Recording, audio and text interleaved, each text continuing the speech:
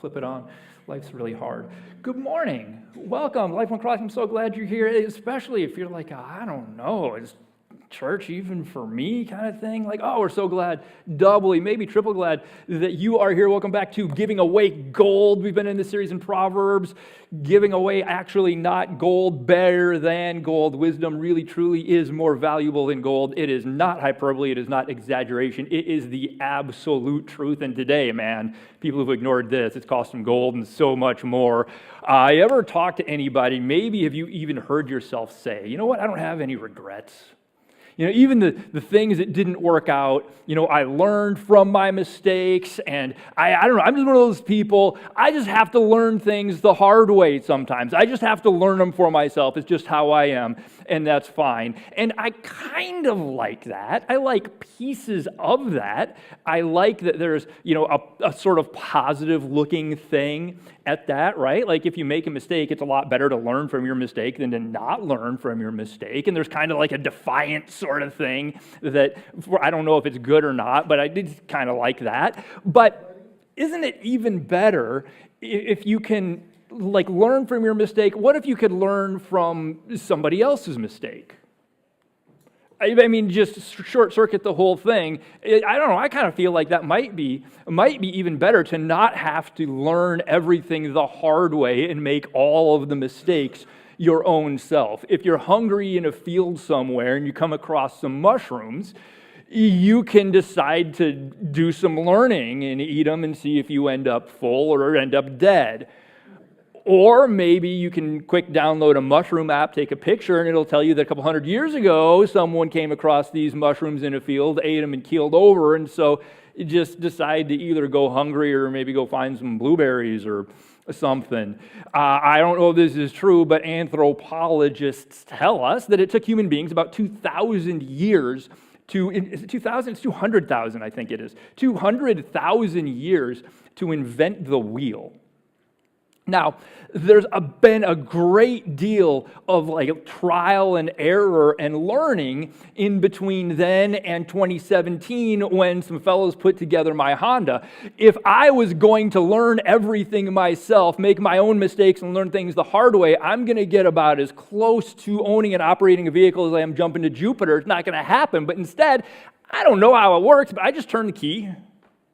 And then, well, you know what? I feel like that's really a whole lot better. If you can learn from your mistakes, that's better than not learning from your mistakes. But if you can learn from somebody else's mistakes, you're going to be way ahead of the game. So today we're looking at a chapter from Proverbs chapter 5. And it's not certain to me, at least, whether the author has learned what he has learned through his own mistakes or through watching other people. My honest guess would be probably a little bit of both. But I don't know. That's just my own guess. But it doesn't really matter. The point is that he's learned, and he is begging you. He's saying, you guys.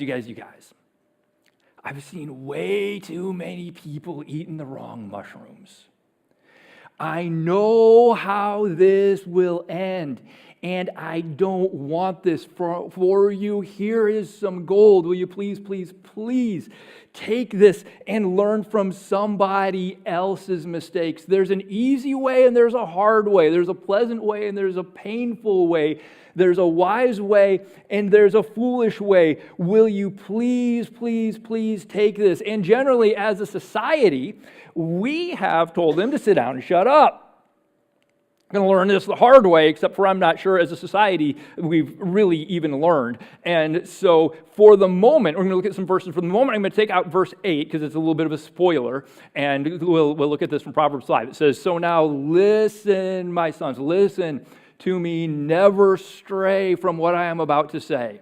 This is valuable. This is gold." Verse 8, momentarily redacted.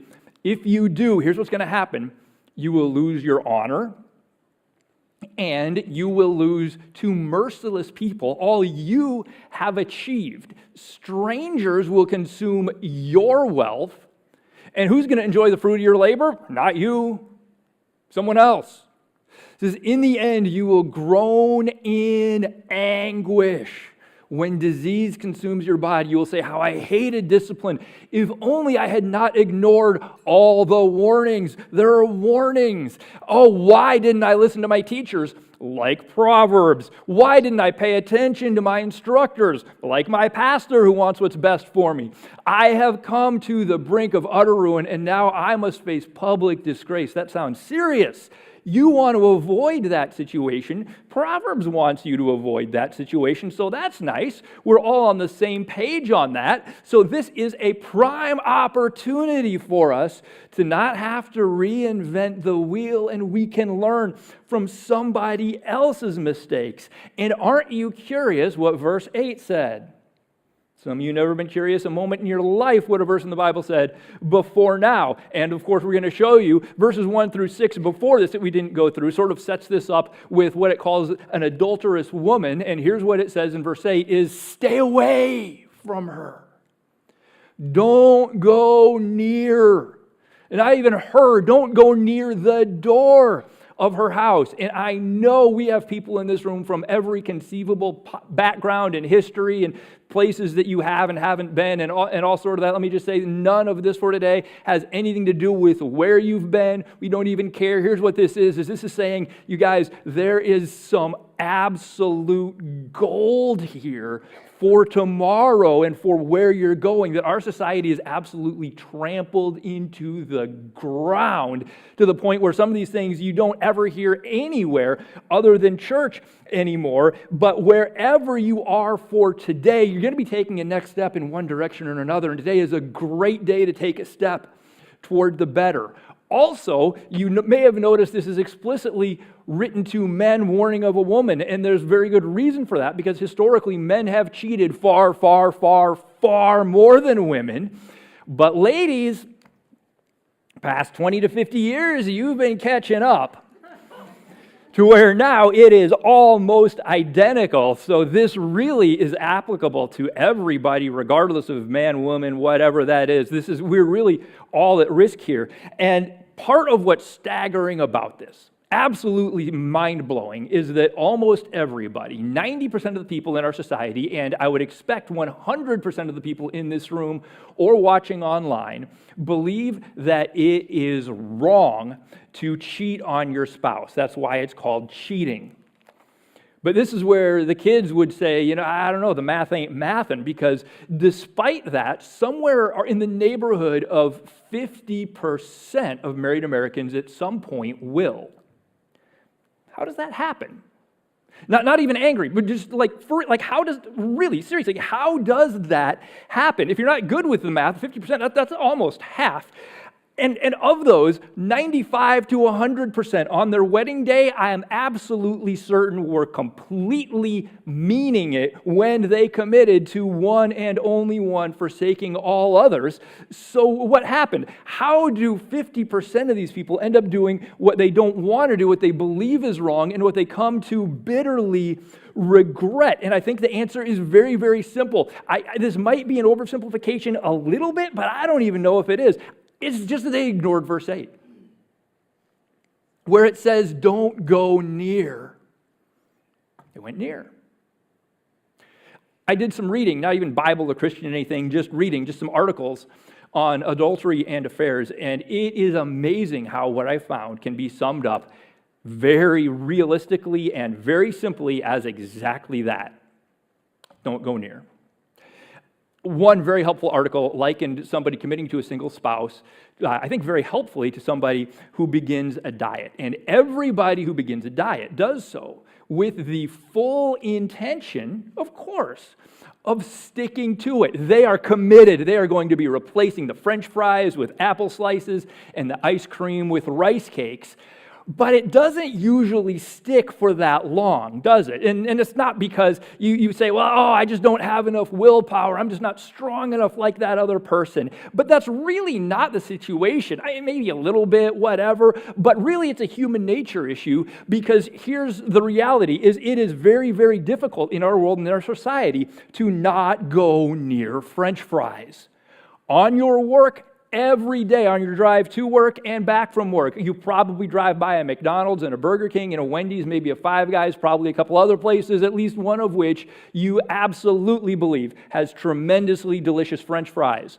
When you're at work, here at the cafeteria, they probably have some healthy options, but every single day, they have delicious, crispy, salty smelling French fries looking up at you that you have to walk by to get to the salad bar. And I know I'm running the risk right now. You're not going to hear another word I say because everyone's just going to be dreaming about going out to lunch afterward and having some French fries. But stay with me, okay? Because the point is very simple. The point is that every day we're surrounded by unhealthy food choices. And in that environment, it is very, very difficult to consistently every time make the choices that you really want to make, especially if you're on a diet and you're trying to be very strict. The problem is not your lack of willpower or, it's good people stick to their diet and bad sinner people, they eat the French fries. That's not the difference. That's not it at all. The situation is really this, that it is your environment and your lifestyle to which you will either change or succumb. And so, if you don't want to succumb, here's the difference in the people who end up sticking to their diet, is they start to change either some part of their environment and or their lifestyle. They will do things like this. You start bringing your lunch to work. Okay. Well, even if it's not that good, it's silly to not just eat the food you have and then go pay for food.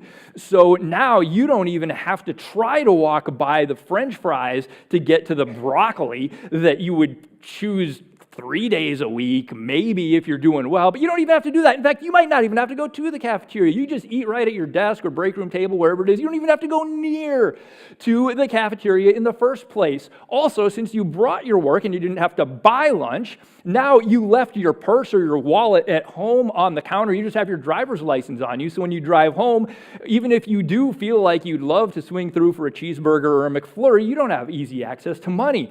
Plus, you know that right next to your purse or wallet is a crock pot that has marinated chicken that's been cooking all day. You put it together last night and just turned it on this morning. And so you know you're going home to some actually pretty good dinner that's going to be right there waiting for you. Now you've made it very, very easy for yourself to make the decision that you know you are going to want to have made, and made it very difficult for you to make the decision that you know you will end up regretting. Just like nobody wakes up in the morning and says, well, today's the day I'm going to completely blast my diet and take 2 steps back, even though it's taken me a week and a half of misery to take the 1 step forward. Nobody wakes up in a happy, healthy relationship and says, well, today's the day that I'm going to throw this all away for a couple months with the person at work, right? But it happens when we go too near, too far, too many times. Here's an amazing quote, at least I think this is amazing, really partly because it doesn't say anything that we wouldn't know anyway, from one of the articles that I read talking about the decisions that we make and how we end up making decisions that we don't actually want to make. It says, when it comes to making decisions about love and betrayal, that's what it's talking about, logic and reason, in other words, what we know are the right and best decisions, have a difficult time competing with our emotions, what we want to do in the moment, for control. We know this is true, don't we? So from time to time, our emotions influence our behavior and lead us down paths we had no intention of traveling. In short, most infidelity occurs not because it's planned, but because and the way this is worded is just so spectacularly real life, right? Because people, here I am in this situation. You just find yourself in situations where their emotions overwhelm them. That totally squares with how you hear people talk, doesn't it? Maybe this has even been some of us. You say, I never intended to cheat on my spouse. I didn't mean for that to happen. Honestly, we were blindsided by this ourselves. Of course, I noticed they were attractive, naturally, but I wasn't looking at them like that. I certainly didn't pursue anything like that. But they had this great sense of humor. We just became friends very naturally. We started eating lunch together, and After a while, I don't even know when it happened, but one day we just kind of realized that somehow we'd fallen in love. And what they don't realize is that's a very long way of saying we went near. And so this says that our emotions overwhelm us and lead us down paths that we had no intention of traveling. And it's very, very difficult to control your emotions and consistently every time and make the right decision when your emotions are pulling you in a particular direction. But here's what you can do. Here's the key, is you can control the situations that you put yourself in, which would be likely to influence those emotions away from one and toward another. The article actually listed some situations that are likely to influence our emotions away from our spouse and towards someone else, and they are so common sense, you're not going to be surprised by a single one as you sit here in church. They're going to say things like spending time one-on-one. Yep, that can do that. Number 2, it said being interdependent. I don't know, I don't understand that one quite as much, but I guess that could be a thing. Number 3, not being close to your spouse. Imagine that. If you're spending time one-on-one with somebody else and you're not close to your spouse, guess what's going to happen? You don't really have to, it's not that difficult of a guess. Number 4, use of drugs or alcohol. Man, a lot of the difficult stories include, we had a drink or two, don't they? Sometimes you get really bad stories without the drink or two, but you get a lot more that have, we had a drink or two, didn't it? And these things are so common sense. If you're going to sit down and write out the anatomy of an affair, sort of a reverse engineer, how does this happen? These are exactly the kinds of things that you would include. We all would. There's no secrets here, but despite the fact that they're common sense, they are also so commonplace in our world. No wonder we have so many affairs. That's not a coincidence. The only thing that's surprising here is how, as a society, we have completely failed to put these very, very simple 2 and 2 together. Of course, if you're spending 40 or plus hours a week at work, professionally dressed and groomed, everybody putting their best foot forward, everybody being celebrated and their contributions valued and working together to complete the project or defeat the competition or whatever it is, and then you come home for a couple of hours, exhausted from work, stressed out by the kids, just trying to get the laundry done or the yard mowed, and a little bit annoyed that you got your part done and sometimes the other part doesn't, and all you want to do is sit there for a couple hours, watch TV or doom scroll Instagram and then go to bed. Yes, your emotions are going to be taken away from one and toward another. This is normal. This is natural. This is predictable. This is absolutely diabolical to your life and relationship. And so the solution is twofold.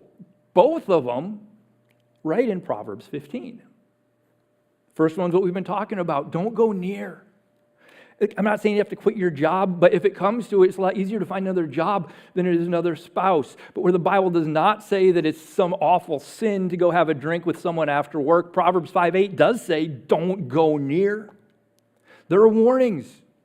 Don't ignore all the warnings, it said, right? When you're tempted to shoot off an innocent little joke or a message in a text or a DM, and there's that certain part of you that's kind of too excited to see what the response is going to be, don't go near. You're too near. When you're annoyed by that habit of your spouse and you hear yourself say, you know what, that person from work doesn't do that. They don't annoy me at all. Really, they're a lot more fun to be with. They kind of appreciate me more. I kind of wish I was with them instead right now. Oh, you guys, please, please, please listen to your friend from Proverbs 5.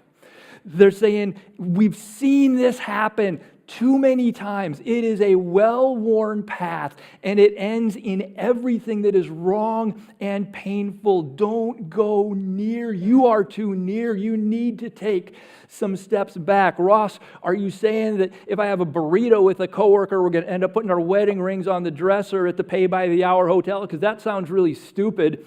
I'm going to say, don't find out.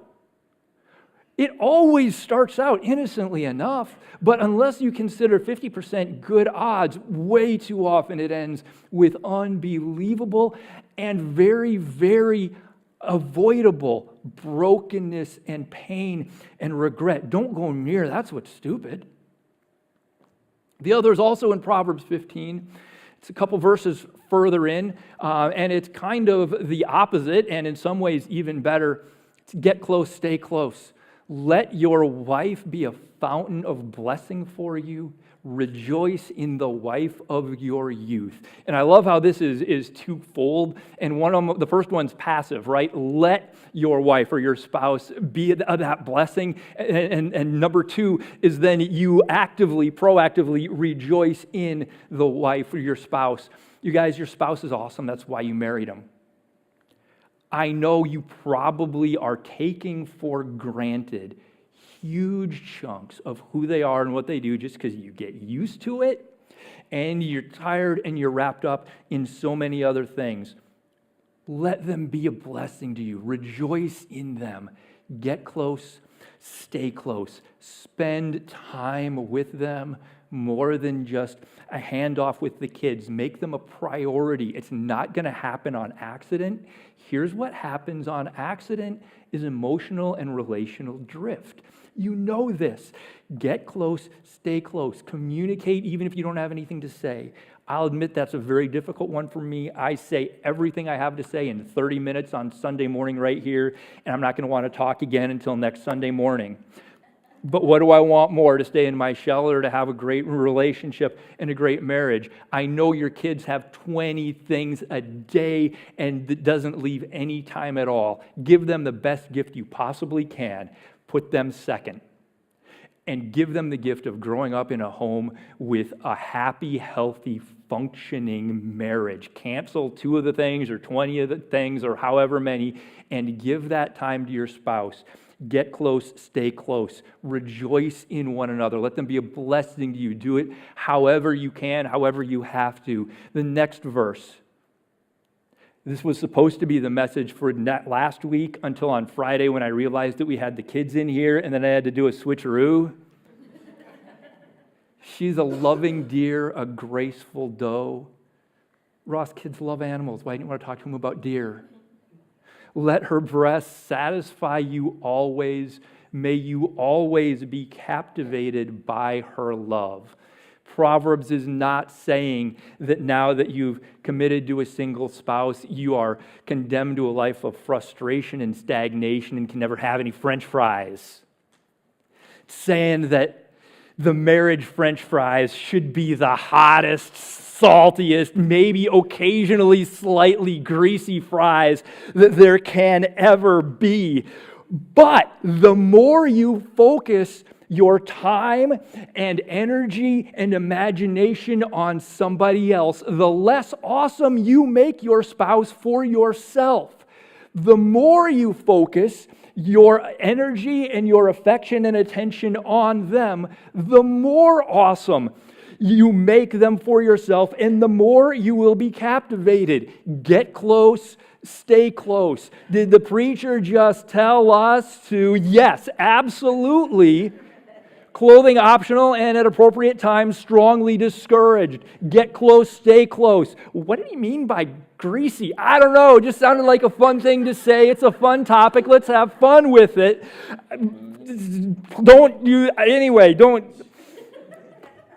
Nobody who is in a happy, fun, fulfilled, satisfying relationship finds themselves throwing their lives away in an affair. They're not even interested in the affair. And I know your spouse has flaws and imperfections. I know the other person seems really, really mysterious and exciting. But your spouse has plenty of good in them, plenty of wonder and beauty. Focus on that. Focus on those. You have a choice on where to focus your attention and affection. Focus it wisely. And this is a choice, by the way, that is much, much easier to make than when you're trying to walk by the French fries to the broccoli. You have a choice, and this is a choice where your emotions cannot overwhelm you. Have a choice on where to focus your attention and affection. Focus it wisely. Let your spouse satisfy you always. May you always be captivated by them only. Finally, a word to the dating or single people. It's not that different. Don't go near. You dating someone who you know God wouldn't approve of you marrying, you're too near. Are you with someone who maybe is more interested in what they're getting from you than what they're giving to you? Tell them that it's shut off until you're married and stick to it, see what happens. If they jet, you just learned something really important about what they value. If they stay, you just learned something really important about what they value. And if or when you marry, and if you don't, that is not second best. I know our society treats it like it's weird. That's not second best. But if you do, and when you do decide to marry, what side of the 50% of the people who do or don't have affairs do you want to be on? One of the highest risk factors for an affair after marriage is multiple sexual partners. Before marriage, you are breaking down walls and boundaries that you are going to want to be strong and formidable after you're married. And for sure, you're going to want to be massive and indomitable for your spouse.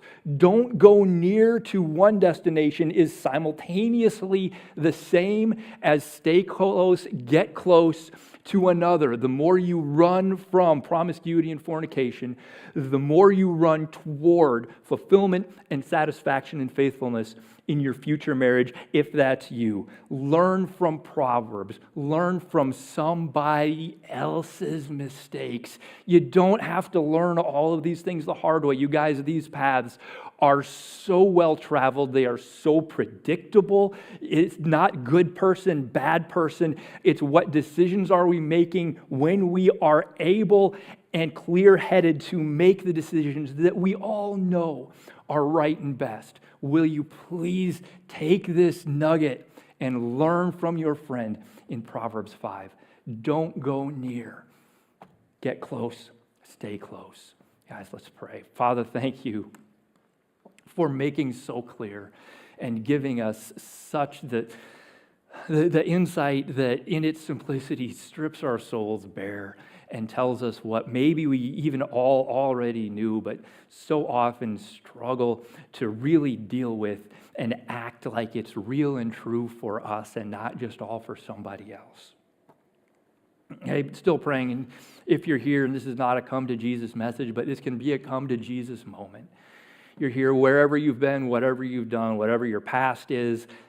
We know it's sinful and ugly because that's every single person, but that's not why God's mad at you. That's why Jesus came, lived a sinless life, and died a death in your place to take the punishment and satisfy justice for your sin and my sin and all of our sins when he died on the cross so that you could be forgiven before a perfect and holy and just God. If that's you, just right where you sit, you can talk and pray and say to God out loud, or even in your head, he'll hear you say, God, I believe that Jesus Christ came and died and resurrected so that I could be forgiven and be adopted as a child in your family. Please come into my life. Begin to forgive me and adopt me and make me into the person who you have created me to be, and give me the life that you have for me. And if you pray like that, it's not the words or the prayer that saves you. So you put your faith in Jesus. God's grace comes to you through that, through which you are forgiven and adopted, and a new spiritual creation in Jesus Christ. Will you please let somebody know? You can go out to the point. That's just the corner in the lobby. Let the person there know the decision you've made. We'll be able to follow up with you with some good, healthy next steps. If you're online, you send us a message and it'll be the same. For the rest of us, this is every one of us something that we have a tendency to just kind of let happen. Maybe without thinking about it, maybe even in the back of our minds, we know it. They're the warnings, they're there, but we're just kind of ignoring them because either we don't think it's going to happen to us, or we think that it's a matter of I'm strong enough, or maybe it's just kind of enjoyable to toe the line a little bit. Maybe it is, but you saw in Proverbs 5, And you've seen in 1,000 people around you what happens when toe the line turns into cross the line. And it absolutely happens to people who it never intended. Don't let that be you. Will you commit right now between yourself and the Spirit of God? You're going to do what you need to do for not just the glory of God, but for your own good in this life and in this world, to not go near and to stay close, get close.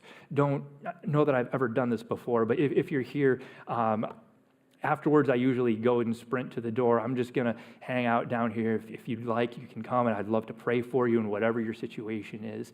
There's nothing that God can't or doesn't redeem. God has redeemed things that look far worse than whatever situation you've ever been in. I promise. Trust him. Take the step that he has for you. Father, we're so grateful that you do give us your Spirit and the ability to be the people who follow you and seek you and become who you've created us to be. We ask that that would manifest in the real Monday through Saturday life of each of us here as your children. We love you in the name of Jesus. Amen.